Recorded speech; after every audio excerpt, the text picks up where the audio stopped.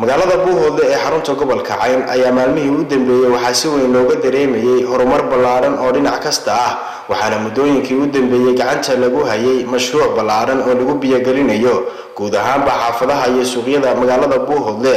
waxaana sidoo kale magaalada ku soo badanayay dhismayaasha bilicda leh iyo waliba goobaha ganacsiga ee waaweyn ee laga furayo magaalada haddaba waxaanu mikrofoonka la dhex qaadnay dadweynaha ku dhaqan magaalada oo aan wax ka weydiinay dareenkooda ku aadan isbeddelka deegaanka ka socda hadaladoodina waxa ka mid ahaa aad iyo aad baan ugu faraxsanahay magaalada waxaan ku noolaa muddo fara badan sanad ay ka wacan tahay wali uma soo joogin mana arag mana maqal runtii dareenkayga maanta maxaan ku raadayeen ma qiyaasi karo aad baan ugu faraxsanahay dal walbana maxaan ku raadayay dadkiisa dhista dadku waxa loo baahan yahay dalkooda dhistaan oo horumariyaan biyaha caafimaadkii maxaan ku raadayay amniga wax walba dhinac walba magaaladu way ka soo horumaraysaa waxyaalaha ka dhiman magaalada aad leedahay imika waxa socda biyagelintii waxyaalaha aad leedahay ka dhiman maxaa ka mid runtii aad waxaan u dareemayaa maxaan ku raadayay magaalada loo sameeyo maxaan ku raadayay MCH-da tira maxaan ku raadayay baahida dadka ma daboolayaan runtii waxaan oran ku talinayaa magaalada MCH fara badan in maxaan ku raadayay loo sameeyo anigoo xasan faarax baad gudoomiyihii hore ee riboorka waxaan qabaa in Khaatumo wax ka bedeshay gobolka Cayn ay horumar u samaysay dadkeediina guubaabisay ayna dadkeedii isku xidhay ayna maanta diyaar u yihiin inay horumarka Soomaaliya gaadhay gobol ahaan ay gaadhay inay wax ka qabtaan naf iyo maalba u huraan annaguna u huraynaa waana u huraynaa u hurana waan leenahay waxaan ugu baaqayaa guddida garoonka sidii aanu uga shaqaynaynay ee naf iyo maalba u huray inay u huraan bilaash baanu ugu shaqaynaynay naftayadii voluntary baanu ugu shaqaynaynay naftayadii baanu u huray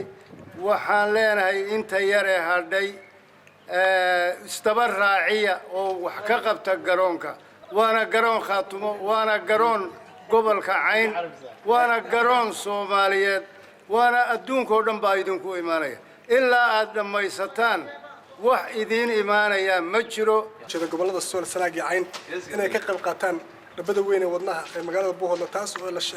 golaha deegaanku sheegeen inay ilaa 5 mitir ilaa 5 kilomitir oo ay sameynayaan sirfeyna halkana jeecad ay marinayaan marka waxaan ugu baaqayaa shacabka reer Buuhoodle inay dabada ka qayb qaataan oo ay dabada baneeyaan oo ay golaha deegaanka la shaqeeyaan bismillaahir rahmaanir rahiim markaan ku bilaabo magacayga waxa la yiraahdaa Mudin Faarax Aadan shakhsi ahaan haddaan ka hadlo horumarka ka socda guud ahaan gobolka Cayn gaar ahaan degmada Buuhoodle Buuhoodle maanta meesha ay marayso iyo meeshii ay hadda ka hormarisay oo wax aad u kala duwan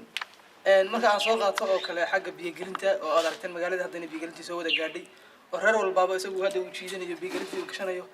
waxa ka mid ah airportkii oo isagu gabagaba ah bari ama saad dambe laga yaabo in hadii Ilaahayna gaarsiyo xariga laga jaro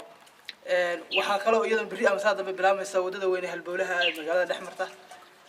marka waxaan doonayaa anigoo chance ka faa'iideysanaya in aan ugu baaqo dhammaan shucub weynaha reer SSC gaar ahaan gobolka Cayn inay ka soo qayb qaataan horumarka ballaaran ee ka soconaya degmada Buuhoodle magaalo kasta ama degmo kasta waxa horumaraya waa dadkeeda ku maqan qurbaha ama ka jooga ee isagu Ilaahay wuxuu dhiibay anigoo marka chance ka faa'iideysanaya waxaan doonayaa jaaliyadaha ku nool qurbaha in ay si ballaaran uga soo qayb qaataan marka hore way ka jiifsadeen waxyaalaha kale ay kaga soo qayb qaadanayaan waxa kamid ah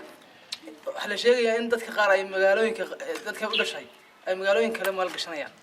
magaalgashi waxa kaaga baahan magaaladaada airportka baa lagu keenay biyagelinta baa lagu keenay wadooyinka baa lagu hagaajiyay marka iyada kaaga baahan inaad magaranaysaa aad maal gashato dadweynaha kala duwan ee ku dhaqan gudaha magaalada Buuhoodle ayaa si weyn u soo dhaweeyay horumarka ka socda gudaha magaalada Buuhoodle iyadoo muddooyinkii u dambeeyay xildhibaanada golaha deegaanka dawladda hoose ee maamulka Khaatumo ay horumar ballaaran ka wadeen gudaha magaalada Buuhoodle Cabdi Casiis Aadan Jaamac TV-ga caalamiga ee Somsad Buuhoodle